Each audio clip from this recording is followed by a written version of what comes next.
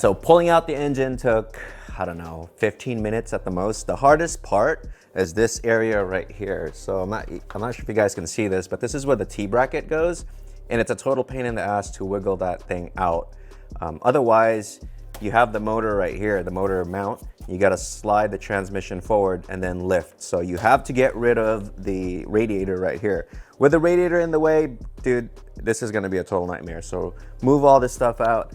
And that's pretty much it. I mean, after this, what I'm gonna do is I'm gonna spend the next few days cleaning up the engine bay, cleaning up all the grease and all the random stuff on here, and then we'll drop the motor in maybe sometime mid next week, because this is the only time that I can actually get in here and, you know, work on the detail, especially like this wall right here. I'm gonna be deleting the AC, all this crap right here, as well as the heater. So I'm not gonna be running a heater or an AC.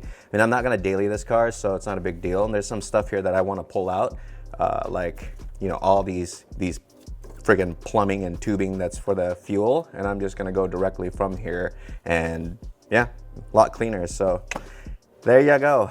That's it for pulling the engine out.